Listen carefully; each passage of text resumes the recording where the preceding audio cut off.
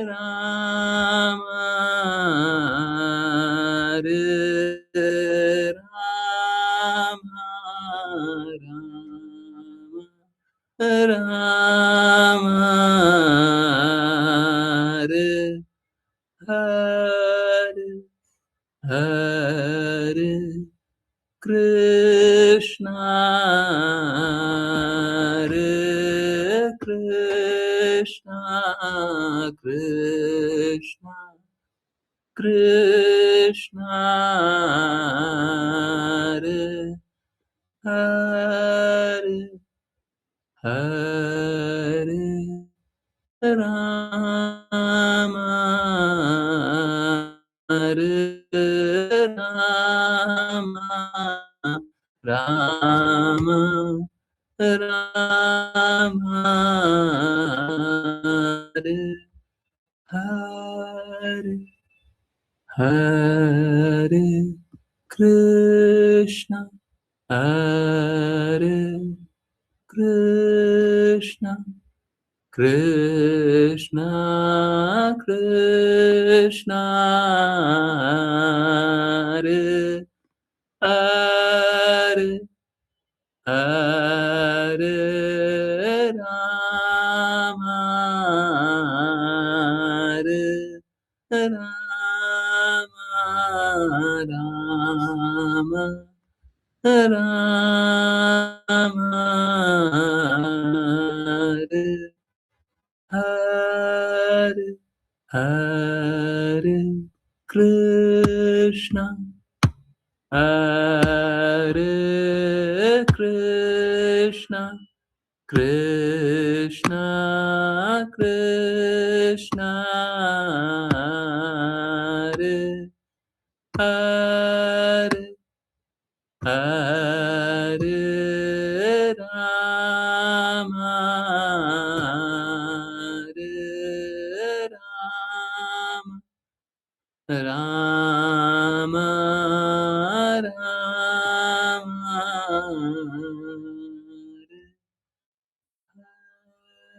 हरे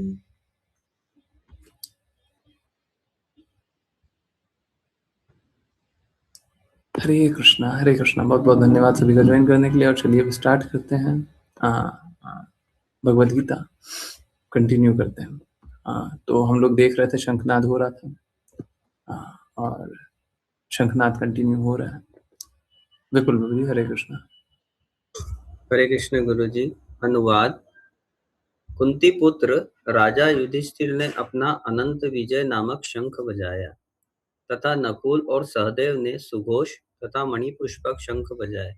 वह महान धनुर्धर काशीराज, महान योद्धा शिखंडी, धृष्टद्युम्न, विराट और अजय सात्विक, द्रुपद, द्रौपदी के पुत्र तथा अन्य, हे राजन, जैसे सुभद्रा पुत्र अभिमन्यु आदि सभी महान शस्त्रधारियों ने अपने अपने शंख बजाए।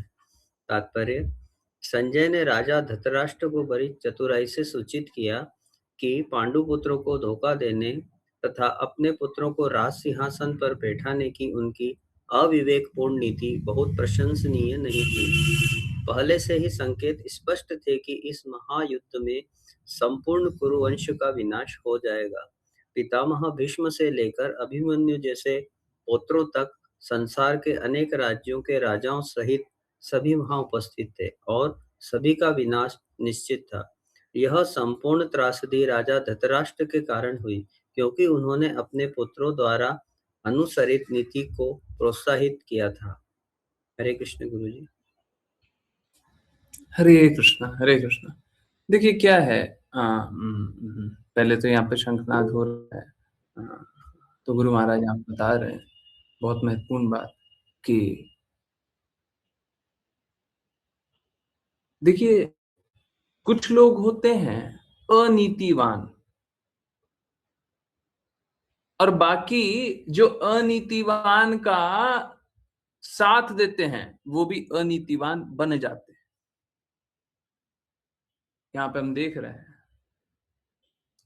कि बहुत सारे योद्धा हैं जिसमें अगर प्रमुखता बात करें तो भीष्म पितामह,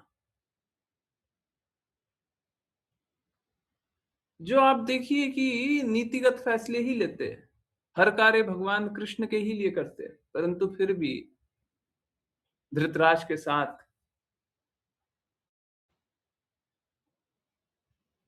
खड़े हुए। देखिए इस बात को समझिए, हम सभी को अपना निर्धारित कर्तव्य करना है। हमें अच्छा लगे या बुरा लगे,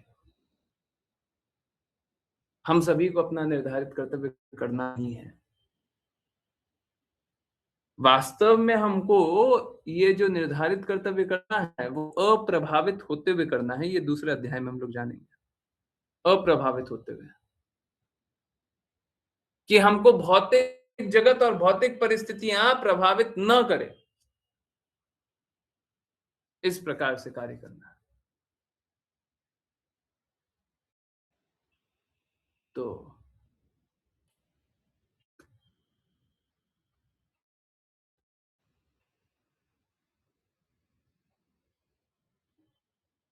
जो राजा धृतराष्ट्र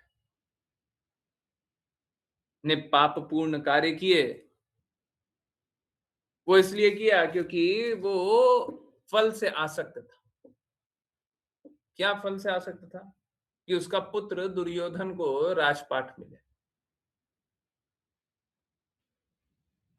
ये बहुत गलत बात थी। फल आसक्त तो हो गया, परंतु बात समझिए, क्या हम भी इस जगत में रहते हुए फल से आसक्त होते हैं? यस या नो? क्या हम इस जगत में रहते हुए फलों से आसक्त होते हैं? और आप सोचिए, वहां पे तो एक धृतराष्ट्र था, वो फल से आसक्त हुआ, कितना गलत कार्य किया। और हम लोग क्या फल से आसक्त हो रहे हैं? और अगर फल से आसक्त हो रहे हैं तो हम लोग कितना गलत कार्य कर रहे हैं। हम धृतराष्ट्र को बताते धृतराष्ट्र गलत, सही बात है गलत, परंतु आप गलती से बचने के लिए क्या कर रहे हैं? जब तक कोई भगवान कृष्ण के प्रति समर्पित ना हो, हर कार्य भगवान कृष्ण की प्रसन्नता के लिए ना करे, कुछ ना कुछ फल तो चाहेगा ना कार्य करके, कुछ ना कुछ फल तो चाहेगा। क्या चाहेगा? भौतिक लाभ।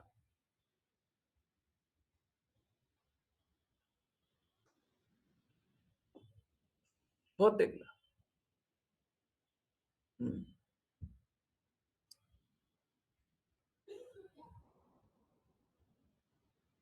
तो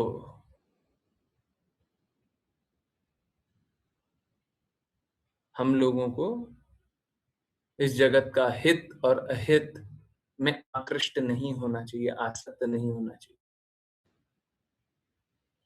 हम लोगों को भगवान का हित देखना चाहिए, और अगर भगवान का हित देखेंगे तो हम सभी अप्रभावित होकर के भगवान की दृढ़ प्रेमा भक्ति में लग सकते हैं। परंतु नहीं, ये तो देखिए, और यहाँ पे संजय अलग अलग तरीके से और अंत में तो एकदम क्लियरली राजा को बार बार संकेत दे रहे हैं कि देखो राजा, आप गलत रास्ते हो, आप गलत रास्ते हो, आप गलत रास्ते हो, परंतु राजा को सुनना थोड़ी ना। राजा धृतराष्ट्र ना सिर्फ आंखों का परंतु बुद्धि का भी अंधा था। जो भगवान कृष्ण की बातों की अवहेलना कर दे, वो उसकी बुद्धि का नाश तो ऐसे ही हो ही जाता है। तो धृतराष्ट्र की बुद्धि का नाश हो गया, इसमें कौन सी बड़ी बात है? ओके, विपुल प्रभु जी, हरे कृष्ण। हरे कृष्ण गुरुजी। अध्याय 1 श्लोक 16। स अर्थात वह, घोष अर्थात ध्वनि, धार्तराष्ट्राणाम अर्थात धृतराष्ट्र के पुत्रों के हृदयानि अर्थात हृदय, व्यदारत अर्थात विदर्ण कर दिया, नभ अर्थात आकाश, च अर्थात और, पृथ्वीवीम अर्थात पृथ्वी, च अर्थात और, एव अर्थात निश्चित, तुमुल अर्थात महाकोलाहल, अभ्यु अभ्युनुदायन अर्थात गूंजते हुए। अनुवाद। इन विभिन्न शंखों का नाद अत्यंत कोलाहलपूर्ण हो गया और इस प्रकार आकाश एवं पृथ्वी दोनों में गूंजते हुए इसने धृतराष्ट्र के पुत्रों के हृदय विदीर्ण कर दिए। तात्पर्य। जब दुर्योधन के पक्ष में भीम तथा अन्य लोगों ने अपने अपने शंख बजाए तो पांडवों के हृदय विदीर्ण नहीं हुए। ऐसी घटनाओं का उल्लेख नहीं किया गया है, किंतु इस विशेष श्लोक में यह उल्लेख किया गया है कि पांडव पक्ष द्वारा उत्पन्न शंख ध्वनि से धृतराष्ट्र के पुत्रों के हृदय विदीर्ण हो गए।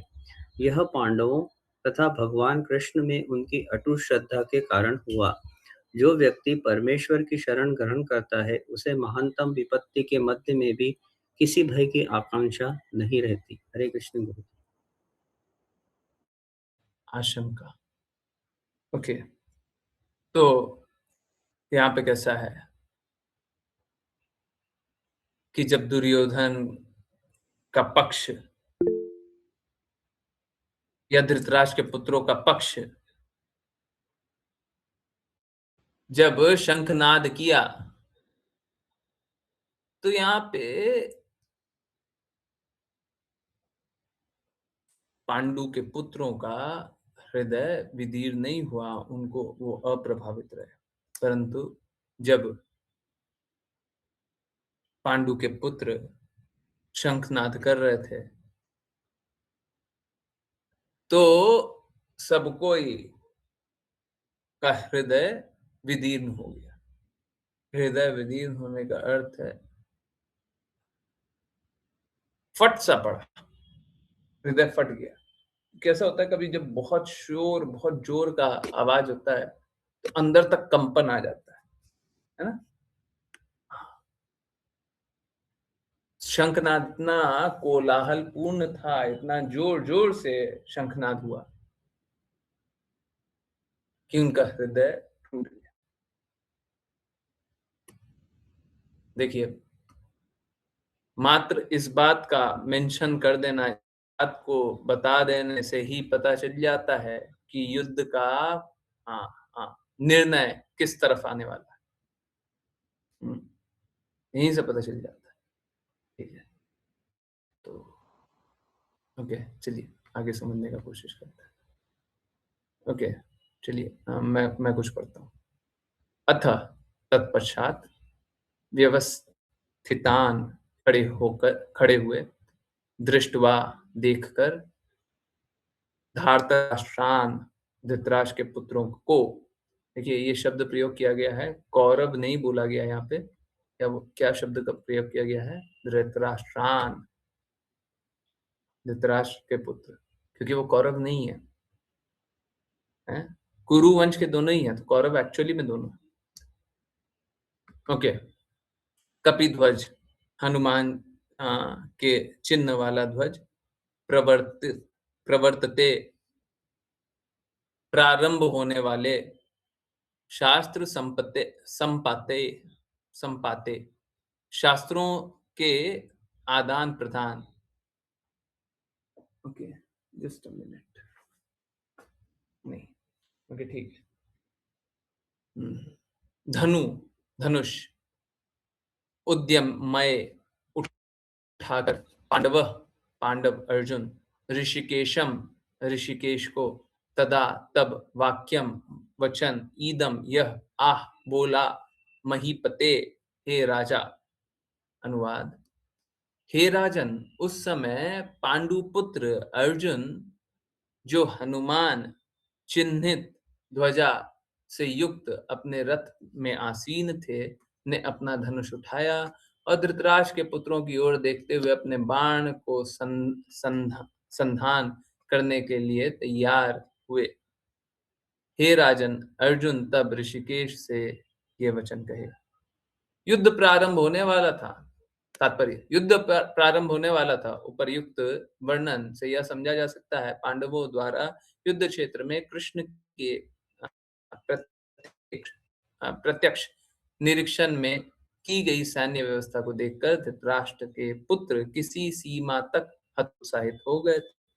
अर्जुन के ध्वजा पर हनुमान जी का चिन्ह एक अन्य विजय सूचक था, क्योंकि हनुमान श्री राम और रावण के युद्ध में श्री राम का साथ दिए थे और श्री राम विजयी हुए थे। अब श्री राम और हनुमान दोनों ही अर्जुन की सहायता के लिए उनके रथ पे उपस्थित हैं। भगवान कृष्ण स्वयं श्री राम है, और जहां कहीं भी श्री राम होते हैं, वहां उनके शाश्वत सेवक हनुमान और उनकी शाश्वत पत्नी तथा लक्ष्मी स्वरूपा सीता अवश्य विद्यमान रहती है। अतः अर्जुन को किसी भी शत्रु से भयभीत होने की का कोई कारण नहीं था और सबसे बढ़कर इंद्रियों के स्वामी स्वयं भगवान कृष्ण उन्हें निर्देश देने के लिए उपस्थित थे। इस प्रकार युद्ध संचालन के विषय में अर्जुन के सभी प्रकार का श्रेष्ठ मार्गदर्शन उपलब्ध था। अर्जुन को सभी प्रकार का श्रेष्ठ मार्गदर्शन उपलब्ध था। भगवान द्वारा अपने शाश्वत भक्त के लिए इस प्रकार की शुभ परिस्थितियां में निश्चित विजय के संकेत विद्यमान थे। कुछ लोग बोलेंगे कि देखिए ये तो अर्जुन के साथ बड़ा पक्षपात हो रहा है। अर्जुन के पास तो कपिध्वज भी है, वैसा ही रथ भी है जो नहीं हार पाएगा।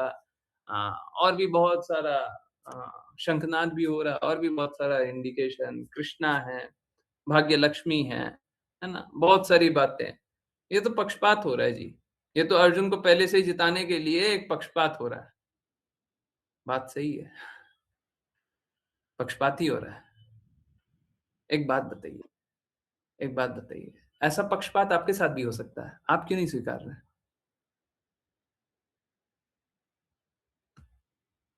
आप क्यों नहीं स्वीकार रहे हैं?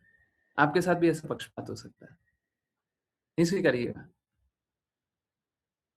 हैं? हम तो चाहते हैं सबको ही के साथ पक्षपात हो जाए। जब आपको लग रहा है कि अर्जुन के साथ पक्षपात हुआ मतलब अच्छा, अर्जुन के साथ अच्छा किया भगवान कृष्ण ने, हैं? तो आपके साथ अच्छा क्यों नहीं हो जाए, हैं? आप भी भगवान कृष्ण के प्रति समर्पित हो जाइए, हैं? भगवान ने भगवत गीता में बोला है जो भक्तों के पास होता है उसकी रक्षा करता हूँ, जो भक्तों को चाहिए वो प्रदान करता हूँ। तो आप भगवान के साइड क्यों नहीं रहते? आपको जो चाहिए वो प्रदान कर देंगे, जो होगा उसकी रक्षा कर लेंगे। परंतु नहीं, भगवान की तो माननी नहीं है। तो फिर आपके साथ अच्छा कैसे हो सकता है? हैं? जो प्रकृति के अनुरूप चल रहा है, जैसे सपोज़ करें कोई सुबह उठ रहा है और सुबह उठ कर के मॉर्निंग वॉक कर रहा है, वो कुछ व्यायाम कर रहा है। वो बोले देखिए दूसरा व्यक्ति बोलता है देखिए इसके साथ बड़ा पक्षपात करते हैं भगवान। इसको है ना ताज़ी हवा भी दे देते हैं और व्यायाम करके शरीर भी स्वस्थ रूप से कार्य कर रहा है। हैं? बोले देखिए प्रकृति है ना बहुत पक्षपात करती है। हैं? प्रकृति पक्षपात नहीं करती है। वो प्रकृति के अनुसार चल रहा है। आप नहीं चल रहे हैं इसलिए आपको लाभ अनुभव नहीं हो रहा है। आप भी चल लीजिए। सारी प्रकृति भगवान के कहे अनुसार चल रही है, भगवान कृष्ण बोल रहे हैं, परंतु हमको भगवान कृष्ण के अनुसार नहीं चल रहा है। अब बताइए, हमारे साथ अहित हो रहा है तो इसका कारण भगवान कृष्ण है। हमको नहीं चलना है। प्रॉब्लम किसके साथ? भगवान के साथ। हमको नहीं चलना है। तो ये स्वतंत्रता किसकी है? आपकी है ना। तो फिर जब स्वतंत्रता लेकर के आप भगवान के विपरीत ही कार्य करने के लिए उद्यत हैं, आप भगवान के विपरीत ही कार्य करना चाहते हैं, तो अपना अहित करना, अहित को निमंत्रण देने के समान। तो आप अहित को निमंत्रण देना चाहते हैं। देखिए ना, आप लोग भगवद गीता की बातें सुन रहे हैं, सुनने का प्रयास कर रहे हैं और बाकी लोग क्या कर रहे हैं? हमको किसी 1-2 व्यक्ति से मतलब नहीं है। कितने सारे लोग हैं ना सुनना ही नहीं चाहते। आप लोग भगवद गीता की क्लास में कितने लोगों को देखे ना? कितने लोग जुड़े थे? अभी कितने लोग जुड़े हुए हैं? हम तो उन्हीं के लिए क्लासेस कंटिन्यू किए ना, कि उन लोगों को जाने का कोई दिक्कत ना हो जाए। कल ये ना बोल दें कि देखो हमको तो अब समझ में नहीं आ रहा था। हम धीरे-धीरे कोई समझाता तो हम सुन लेते हैं, अब नहीं समझ में आ रहा है, तो इसीलिए हम जा रहे हैं। कितने लोग जुड़े हुए हैं? हैं? अब बाकी लोग क्या कहाँ गए? अब क्यों गए? क्या उनकी कोई भी एक जिज्ञासा रही जिसका उत्तर नहीं मिला?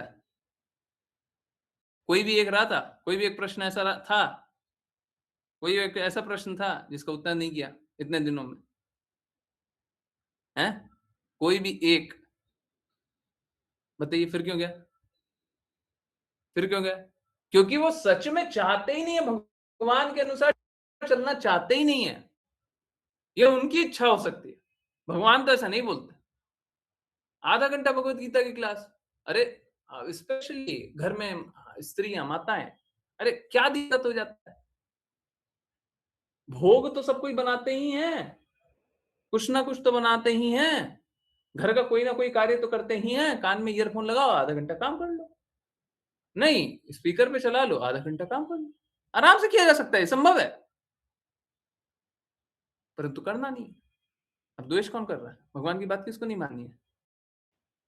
अब फिर बोले हमको भगवान के अनुरूप अनुरूप चलना नहीं है, भगवान के कहे अनुसार चलना नहीं है। फिर आपका हित हो कैसे सकता है? फिर आपका अहित होगा, फिर बोलते हैं मेरा अहित हो रहा है। अहित तो होना ही चाहिए। अगर आप भगवान के अनुरूप नहीं चलिएगा तो आपका अहित ही होगा। तो कृष्णा के कहे अनुसार अर्जुन चल रहे हैं, तो अर्जुन का हित हो रहा है। आप भी चलिएगा, आपका भी हित होगा। ठीक है? अश्लेषा माता जी, हरे कृष्ण। हरे कृष्णा गुरुजी। अर्जुन यानी अर्जुन, उवाच यानी बोला, सेनयो यानी सेनाओं, उभयो यानी दोनों, मध्य यानी बीच में, रथम यानी रथ, स्थापय यानी स्थापित करो, मैं यानी मेरा, अच्युत यानी हे अच्युत, यावत यानी जब तक, एतान यानी इन सबको, निरीक्षय यानी देखूं, अहम यानी मैं, युद्ध कामान यानी युद्ध करने की इच्छा रखने वालों को, अवस्थितान यानी खड़े हुए, कैह यानी किनके साथ, मया यानी मुझे, सह यानी साथ, योद्धव्यम यानी युद्ध करना है, असीन अस्मिन यानी इस, रन यानी युद्ध, समुद्र में यानी प्रयास में। अनुवाद। अर्जुन ने कहा, हे अच्युत, कृपया मेरे रथ को दोनों सेनाओं के मध्य खड़ा करें, जिससे मैं देख सकूं कि यहाँ कौन उपस्थित है, कौन युद्ध की इच्छा रखता है, और इस महान युद्ध प्रयास में मुझे किनके साथ संघर्ष करना है।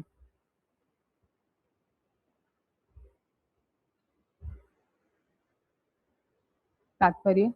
यद्यपि भगवान कृष्ण परम पुरुषोत्तम भगवान है, किंतु अपनी अहेतु की कृपा से वे अपने मित्र की सेवा में संलग्न थे। वे कभी भी अपने भक्तों के प्रति स्नेह में विफल नहीं होते, और इसीलिए यहाँ उन्हें अच्युत कहकर संबोधित किया गया है। सारथी के रूप में उन्हें अर्जुन के आदेशों का पालन करना था, और चूंकि उन्होंने ऐसा करने में कोई संकोच नहीं किया, इसीलिए उन्हें अच्युत कहा गया है। यद्यपि उन्होंने अपने भक्त के लिए सारथी का पद स्वीकार किया था, किंतु उनकी परम स्थिति पर कोई प्रश्न नहीं उठाया जा सकता। सभी परिस्थितियों में वे समस्त इंद्रियों के स्वामी परम पुरुषोत्तम भगवान ऋषिकेश ही है। भगवान और उनके सेवक के बीच का संबंध अत्यंत मधुर और पारमार्थिक है। सेवक सदैव भगवान की सेवा करने के लिए तत्पर रहता है, और इसी प्रकार भगवान भी सदैव अपने भक्त की सेवा करने का अवसर ढूंढते रहते हैं। वे वे अपने शुद्ध भक्त द्वारा उन्हें आदेश देने के लाभप्रद पद को ग्रहण करने में स्वयं आदेश देने की तुलना में अधिक आनंद प्राप्त करते हैं। स्वामी के रूप में सभी उनके आदेश के अधीन है, और उन्हें आदेश देने के लिए कोई उनसे ऊपर नहीं है। किंतु जब वे पाते हैं कि एक शुद्ध भक्त उन्हें आदेश दे रहा है, तो वे पारमार्थिक आनंद प्राप्त करते हैं, यद्यपि वे सभी परिस्थितियों के अच्युत स्वामी है। एक शुद्ध भक्त के रूप में अर्जुन की अपने चचेरे भाइयों और भाइयों के साथ युद्ध करने की कोई इच्छा नहीं थी, किंतु दुर्योधन की हठधर्मिता के कारण, जो किसी भी शांतिपूर्ण समझौते के लिए कभी सहमत नहीं था, उन्हें युद्ध क्षेत्र में आना पड़ा। अतः वे यह देखने के लिए अत्यंत उत्सुक थे कि युद्ध क्षेत्र पर उपस्थित प्रमुख व्यक्ति कौन है। यद्यपि युद्ध क्षेत्र पर शांति स्थापना के प्रयास का कोई प्रश्न ही नहीं था, किंतु वे उन्हें पुनः देखना चाहते थे, और यह देखना चाहते थे कि वे एक अनावश्यक युद्ध की मांग करने के लिए कितने दृढ़ है। हरे कृष्ण गुरुजी। हरे कृष्णा, हरे कृष्णा। देखिए, यहाँ पे जो युद्ध था, रादर यहाँ से समझे, नीति के लिए जो युद्ध किया जाता है वो हमेशा ही अपेक्षित है। नीति के लिए युद्ध करना बहुत अच्छी बात है। तो हम लोग एक लाइन पढ़ते हैं, अहिंसा परमो धर्म, है ना? बहुत जगह आप देखेंगे बताया जाता है अहिंसा परमो धर्म, अहिंसा ही परम है, हाँ, परम धर्म है। परंतु वहीं पे एक बात और लिखी हुई है, धर्म हिंसा तथैव च। धर्म के लिए हिंसा की जाए वो भी परम धर्म है। तो हम लोगों को धर्म के लिए अगर युद्ध करना पड़े तो कभी पीछे नहीं हटना चाहिए। गुरु महाराज बताते हैं कि इतिहास में 2 ही युद्ध सबसे बड़ा युद्ध हुआ।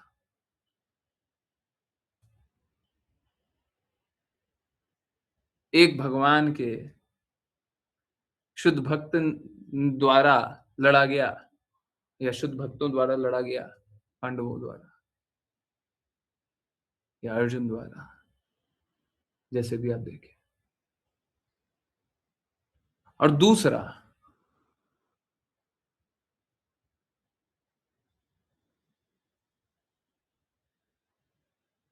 जहां पे भगवान के भक्तों ने सभी को हरा दिया।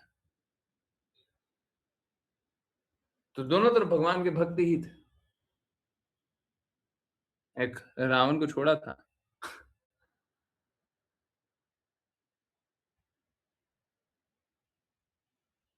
तो प्रभु श्री राम को थोड़ा मुक्ति प्रदान करना था उसलिए। अगर कोई शत्रु भी भगवान कृष्ण का दर्शन कर ले शरीर त्यागते समय, भगवान श्री कृष्ण का स्मरण कर ले या प्रभु श्री राम का स्मरण कर ले, तो उसे मुक्ति मिल जाती है, असुर तक।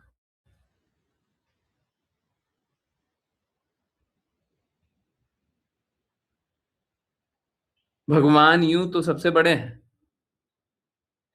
परंतु अपने आप को निम्न जान करके, नीचा जान करके उनको बड़ा आनंद आता है, बहुत आनंद आता है। उनको बड़ा आनंद आता है ये स्वीकारते हुए कि वो दास है।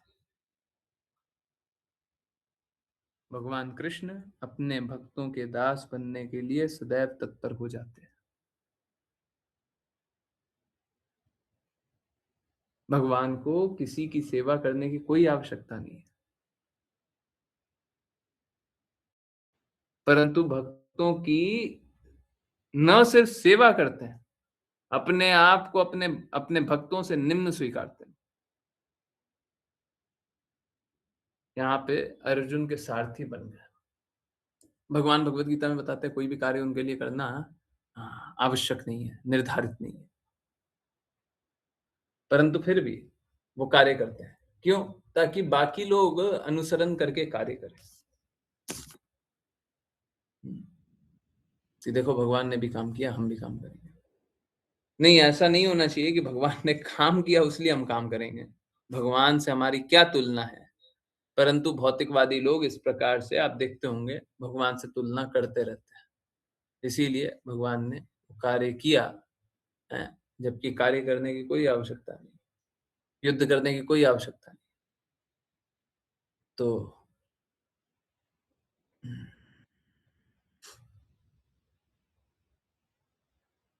कृष्णा का नाम अच्युत है। अच्युत मतलब जिनका कभी पता नहीं हो सकता।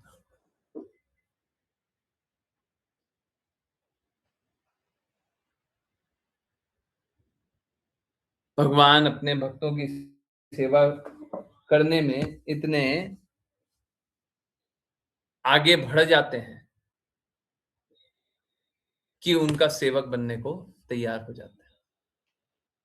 ठीक है, देखिए यहाँ पे अर्जुन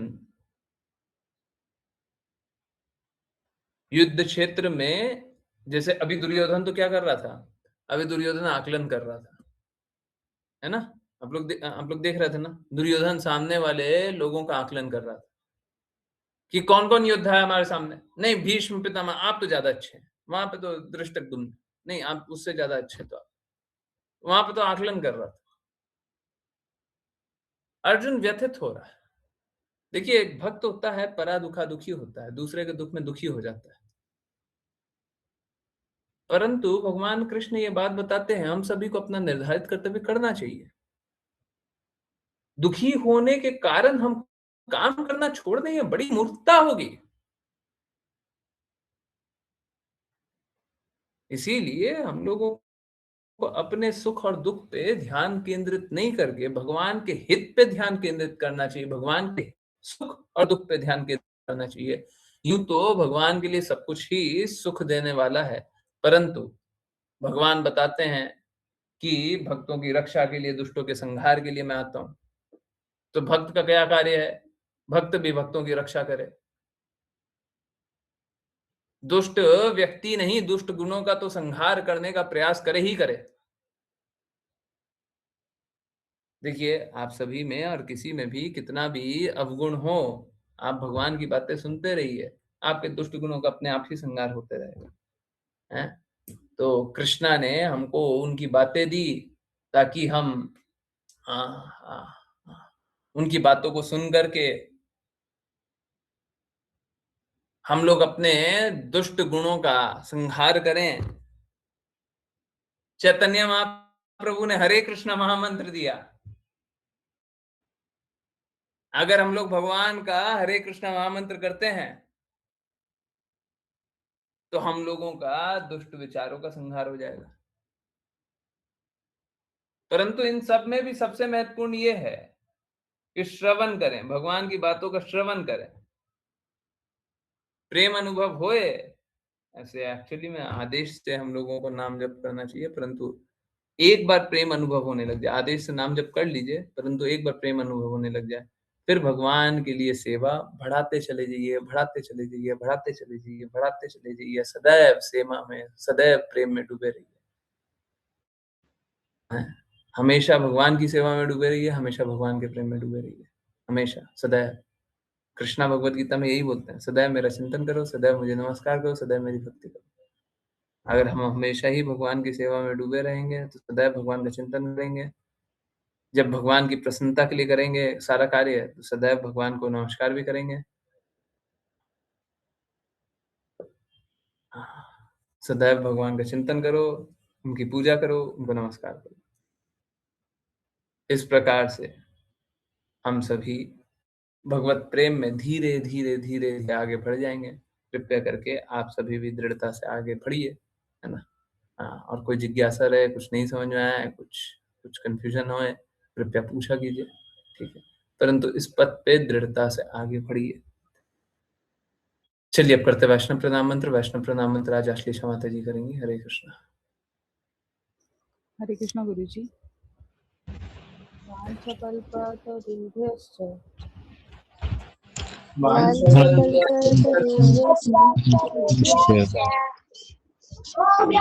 सिन्धुभ्यैव च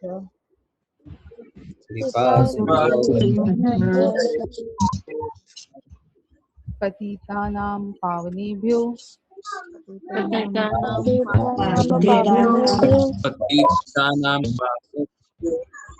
वैष्णवेभ्यो नमो नमः।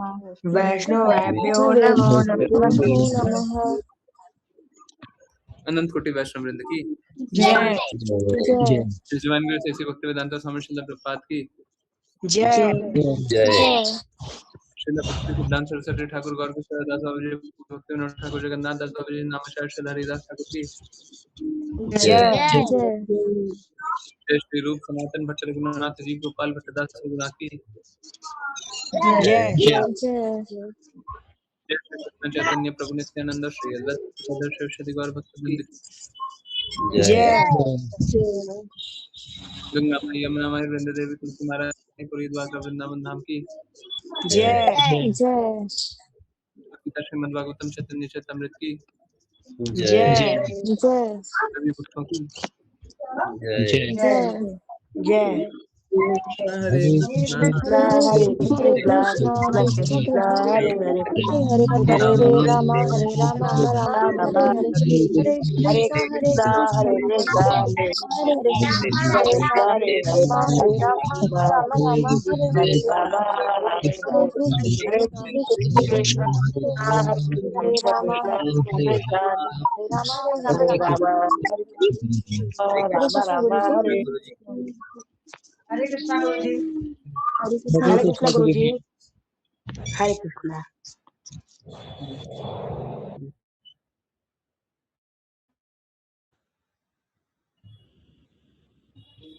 हरे कृष्णा एवरीवन। यस, किन्हीं की कोई भी कहीं से भी कुछ भी कैसी भी जिज्ञासा है, कुछ भी पूछना, कुछ भी बताना, कुछ भी बोलना, कुछ भी जानना है।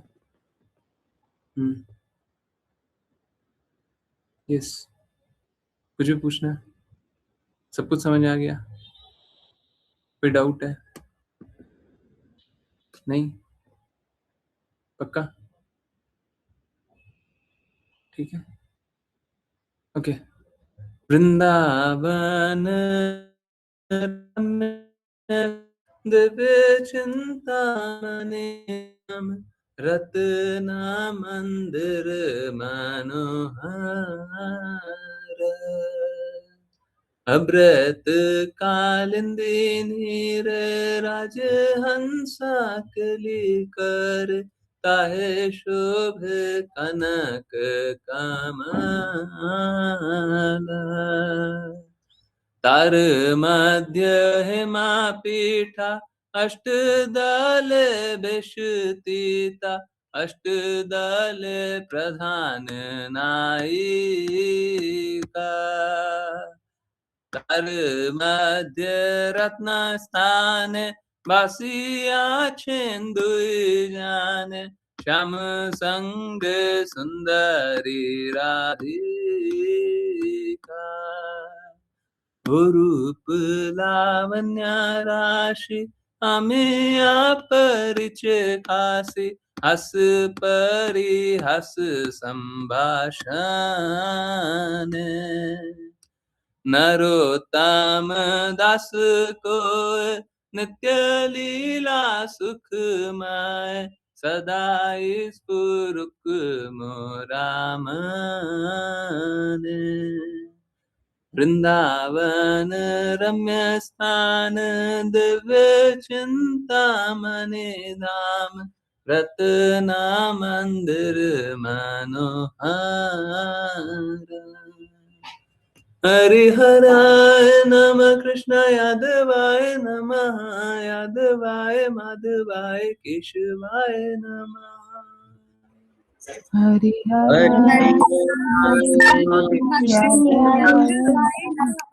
यादवाय माधवाय केशवाय नमः।